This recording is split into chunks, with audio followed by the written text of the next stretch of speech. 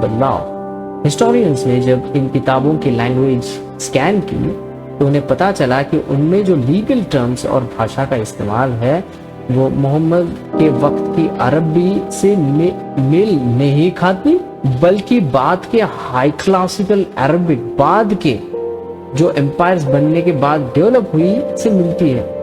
एक मिनट, ये वैसा ही है जैसे कोई कहे कि उसने 15 सेंचुरी में एक चिट्ठी लिखी थी, लेकिन उसमें आज के मॉडर्न वर्ल्ड जैसे कंप्यूटर और डेमोक्रेसी का यूज हो रहा है। वेट मिनट, यानी जो लैंग्वेज और जो लिपियां मोहम्मद जी के टाइम पे मोस्टली इस्तेमाल की जाती थी, उनको जो इनकी मेन किताबें हैं उसके अंदर जो स्क्रिप्ट इस्तेमाल हो रही है यानी लिपियां इस्तेमाल हो रही है, तो मोहम्मद जी ने जो स्क्रिप्ट का इस्तेमाल किया या लिपियों का इस्तेमाल किया और बाद में हाई क्लासिकल अरबिक स्क्रिप्ट में लिखी गई। एक मिनट, और जो किताबें हिस्टोरियंस को मिली है तो पहले वाली लिपि और अब वाली लिपि मैच नहीं हो रही है। क्या मैं सही सोच रहा हूँ या मुझसे कुछ गलती हो रही है? सही सोच नहीं रहा हूँ, मैं तो कह रहा हूँ अब बिल्कुल सही दिशा में सोच रहे हैं, लेकिन यहाँ स्क्रिप्ट, लिपि और लैंग्वेज भाषा के बीच का अंतर समझना बहुत जरूरी है।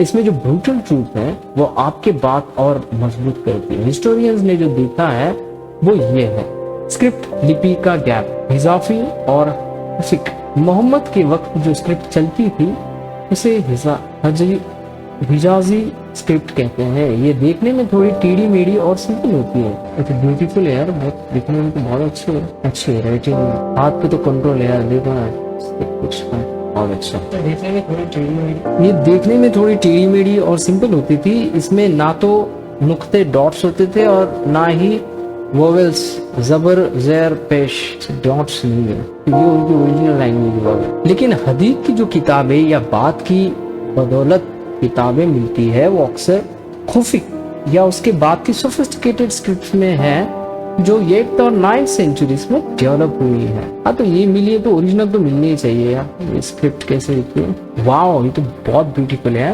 Wow wow, beautiful, like literally beautiful है। देख के खुशी हो रही है। I don't know what is written over here but it's really beautiful. What happened to this culture man?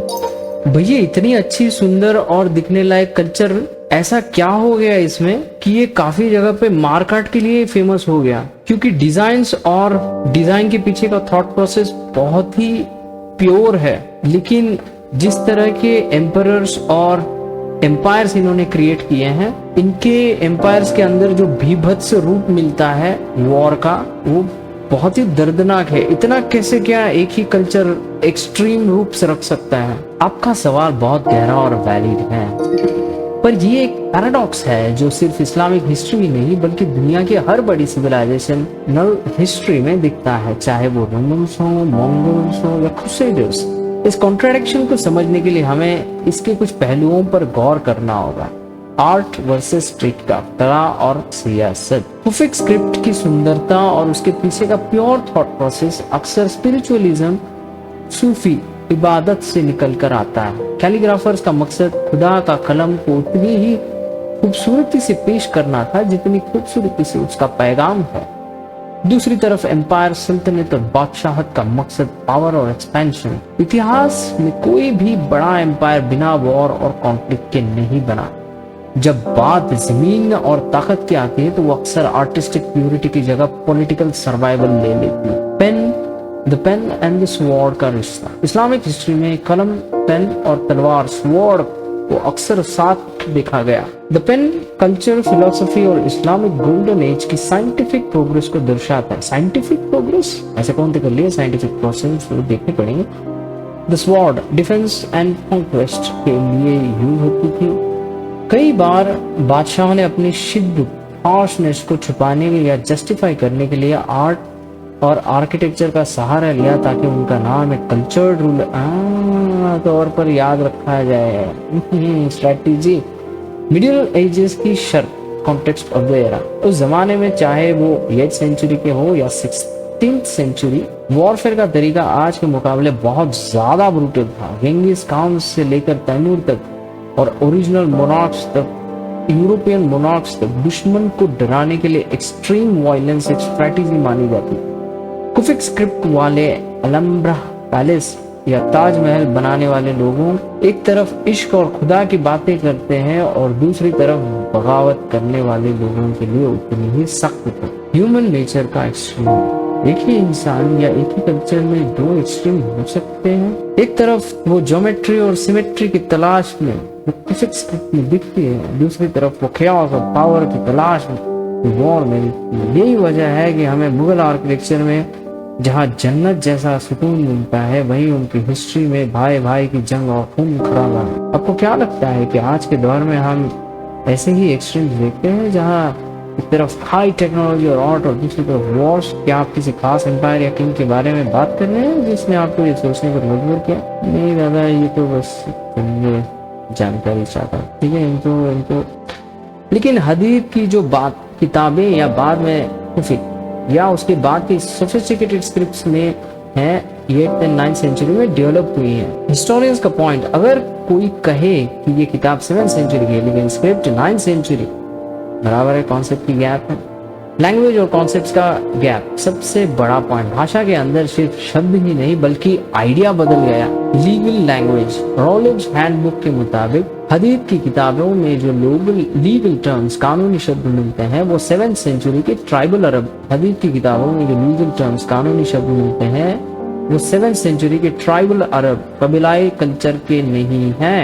वो भाषा बिजेंटाइन, रोमन और सैसानिड पर्शियन एम्पायर के कानूनी सिस्टम से मिलता जुलता है। भाई कहाँ पे मिलता जुलता है, और नई ट्रैक शुरू होती है। ये चीजें ऐसे कहाँ पे हुई है, मुझे टेबल फॉर्मेट में बताना कि कौन सी ऐसी चीजें हैं जिसे ट्राइबल अरब ने उठा लिया। Rolle's handbook of Islam law के मुताबिक शुरुआती इस्लामिक लॉ सिर्फ 7th सेंचुरी की ट्राइबल अरेबियन कल्चर तक मौजूद नहीं थी। जब मुसलमानों ने बेजेंटाइन और सैसानिड इलाकों को फतेह की तो उन्होंने वहां के पहले से मौजूद कानूनी ढांचों, लीगल स्ट्रक्चर को पूरी तरह खत्म करने के बजाय उससे मिलते जुलते टर्म्स और कॉन्सेप्ट्स को अपना लिया। नीचे दी गई टेबल उन चीजों और लीगल टर्म्स को दर्शाती है जो इन पुराने एम्पायर से प्रभावित हैं। बेजेंटाइन, रोमन और Sassanid Persian influence, Islamic legal term और कॉन्टेक्ट। बेजेंटाइन सिस्टम में मार्केट रूल्स, एग्रोनोमॉस बहुत सख्त थे। वही कॉन्सेप्ट बाद में दिखाया गया। हितासिब और हिस्बा, market supervision, land and taxes. Sassanid और बेजेंटाइन एम्पायर्स के लैंड टैक्स सिस्टम को मुसलमानों ने उन्हीं के तरीके से चलने दिया। फरज और जजिया पोल टैक्स हुआ करता था, लेकिन इंडिया में आने के बाद अगर जजिया पोल टैक्स था तो भारत आते आते ये रिलीजियस टैक्स कैसे क्या हो गया?